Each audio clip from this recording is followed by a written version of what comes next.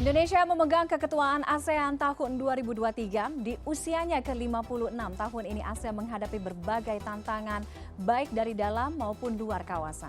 Dalam pidato pembukaan KTT ke-42 ASEAN Rabu pagi, Presiden Joko Widodo menyerukan agar ASEAN harus bersatu.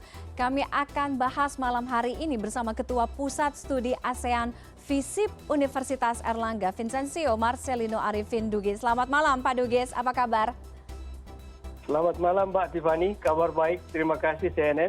Terima kasih sudah bergabung dengan kami malam hari ini Pak Dugis. Sesuai dengan headline kita malam hari ini, menjaga ASEAN tetap relevan. Kita tahu bahwa masing-masing negara memiliki interest, kemudian masing-masing memiliki kepentingan yang tidak sama. Apa kemudian isu strategis dan juga kebijakan publik yang perlu di-highlight dalam KTT ASEAN kali ini? Baik Mbak Tiffany, saya kira kalau kita mendengar pidato Presiden Jokowi sudah cukup clear ya. Begitu banyak isu yang saya kira bisa kita anggap sebagai isu strategis. Tetapi saya ingin meng-highlight satu isu besar yang on top of everything, yaitu menghadapi atau mengatasi situasi perekonomian pasca pandemi. Tentu di bawahnya tadi Presiden Jokowi sudah mengatakan ya soal ketahanan pangan, ketahanan kesehatan, dan seterusnya gitu. Dan ini menjadi penting karena kalau kita lihat sejarah panjang ASEAN memang lahir dari sebuah situasi konflik global, lalu ketidakteraturan atau ketidakstabilan dan permusuhan di kawasan, dan oleh karena itu kuncinya kemudian menjadi persatuan ya. Dan kalau kita lihat sejarah panjang ASEAN, sejak awal saya mengatakan ASEAN itu menjadi sebuah instrumen yang sekaligus bekerja sebagai collective means untuk mengatasi berbagai persoalan, collective forum untuk membicarakan berbagai persoalan yang dianggap penting, dan sekaligus support system. Karena itu require-nya memang diperlukan sebuah ASEAN yang solid, ASEAN yang bersatu sebagai syarat untuk mengatasi berbagai persoalan. Dan sebagaimana saya katakan tadi, recovery from pandemic situation, terutama di sektor ekonomi itu adalah saya kira isu strategis yang tentu saja kalau kita lihat diwarnai oleh berbagai persoalan persaingan global yang melibatkan berbagai negara besar, termasuk juga kemudian kecenderungan untuk terbawanya negara-negara ASEAN. Saya kira itu menjadi penting, mengapa kemudian kata kuncinya itu ya memang bersatu, jadi memperkuat kembali ASEAN sebagai sebuah support system yang solid. Begitu Mbak Tiffany. Ini menyambung ke pertanyaan saya berikut ya Pak Dugis, artinya optimisme itu ada bahwa KTT ASEAN ini tetap relevan sesuai dengan headline kita menjaga ASEAN tetap relevan.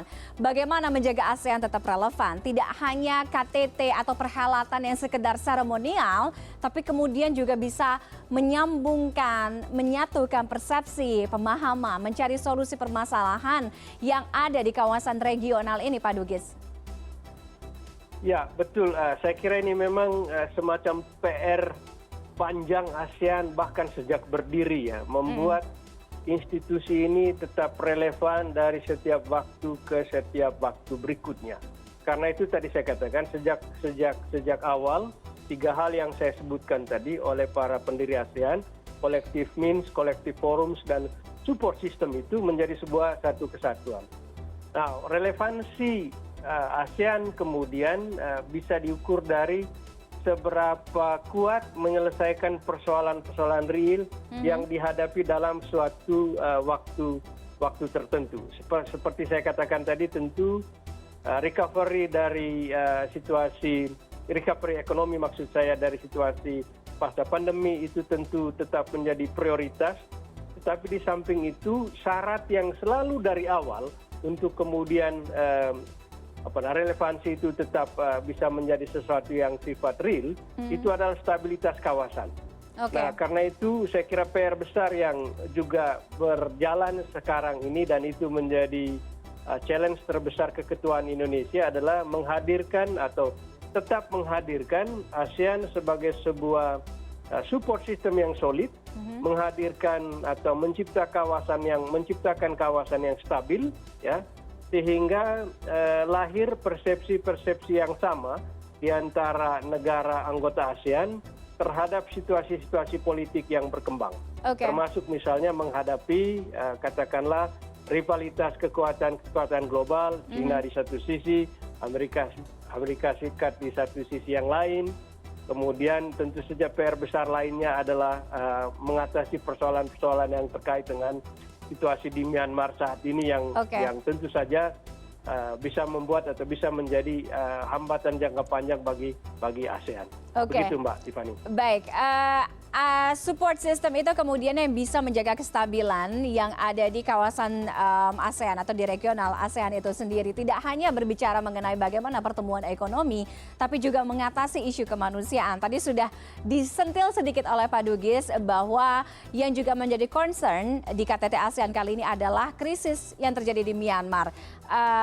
Kita tahu bahwa tidak ada perwakilan Myanmar dalam KTT ASEAN kali ini dan itu menjadi pertanyaan apakah kemudian para peserta di ASEAN ini bisa memberikan atau berkontribusi apa yang harus diselesaikan mengatasi krisis yang terjadi di Myanmar. Kita tahu bahwa strategi diplomasi diam-diam yang nyatanya selama ini tidak berjalan maksimal. Kemudian apa yang bisa dilakukan konkret oleh Indonesia terhadap permasalahan ini, penyelesaian permasalahan ini?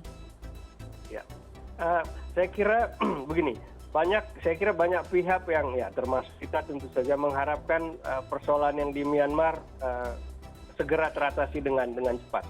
Tetapi perlu juga kita lihat sejarah panjang 56 tahun umur ASEAN ini, ketika berhadapan dengan persoalan-persoalan yang sifatnya politik, ya, itu memang memerlukan jalan yang kadang jauh lebih panjang dari misalnya persoalan-persoalan sektor ekonomi dan sektor sosial budaya.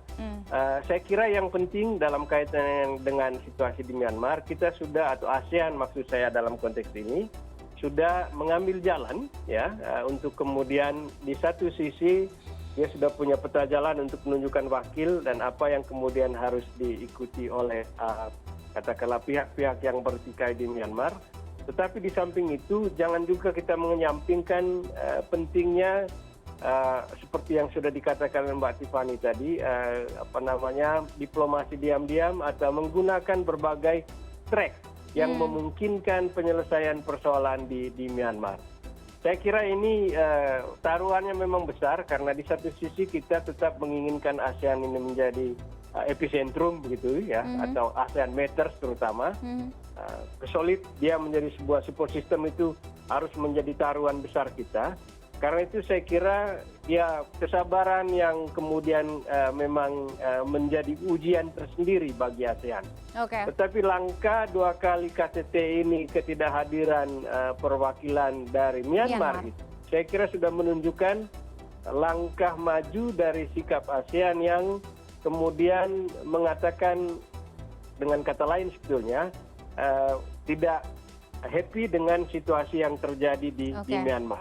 Nah, kita berharap kemudian langkah-langkah lain bisa terlihat dari selesai atau ketika selesainya KTT yang ada ini, dan di titik itulah saya kira keandalan diplomasi Indonesia untuk menyelesaikan berbagai persoalan itu kemudian diharapkan kembali untuk hadir. Saya kira kita punya pengalaman untuk mengatasi konflik ke Kamboja tahun 80-an, 90-an. Ini saya kira kemudian menjadi tantangan baru bagi Indonesia untuk mengatasi persoalan yang ada di Myanmar. Standing position-nya artinya jelas ya. Standing position-nya artinya jelas ya Pak Dugis ya, bagaimana para peserta ini berhadapan dalam apa yang terjadi di Myanmar.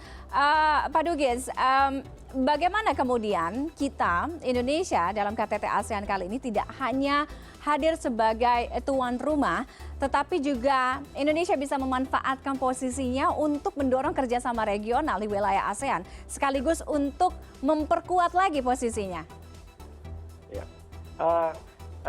Begini, saya kira kan kita selama ini sejak 2015 ketika ASEAN Community dicanangkan itu kan sudah ada 3 pilar yang ada di dalam ASEAN. Pilar 1 ASEAN Security Political Community, yang kedua ASEAN Economic Community, dan yang ketiga yang Social Cultural. yang penting menurut saya adalah kita bisa melihat karakter dari masing-masing pilar. Saya berharap tentu saja terutama di pilar kedua dan pilar ketiga itu akan lebih banyak muncul kerjasama yang bersifat konkret. Karena at the end of the day ketika kita mengatakan ASEAN Matters itu ya saya lebih melihatnya bagaimana kemudian masyarakat bisa merasakan secara langsung. Dan dalam kaitan dengan itu saya kira kalau pilar pertama biarkan itu menjadi katakanlah urusannya para elit di Jakarta dan di masing-masing ibu kota. Tetapi untuk pilar kedua di ekonomi dan pilar ketiga di sosial budaya saya kira perlu kita melibatkan atau kita berharap banyak inisiatif-inisiatif dan langkah-langkah konkret yang kemudian bisa dikenyami oleh masyarakat di pilar kedua dan pilar ketiga. Dan itu menjadi PR besar saya kira. Sehingga kemudian seperti kata Mbak Tiffany tadi KTT ini tidak hanya sekedar seremoni tetapi jelas kemudian menghadirkan keuntungan yang bersifat nyata sehingga ya it becomes ASEAN for people gitu. Kira-kira seperti itu. Tidak hanya indah di luar tapi juga solid di dalam, itu yang paling penting. Terima kasih Pak Vincencio MA Dugis, Ketua Pusat Studi ASEAN FISIP Universitas Erlangga sudah bergabung dengan CNN Indonesia Connected malam hari ini. Pak Dugis, selamat malam, sehat selalu. Selamat malam, terima kasih, sehat selalu juga.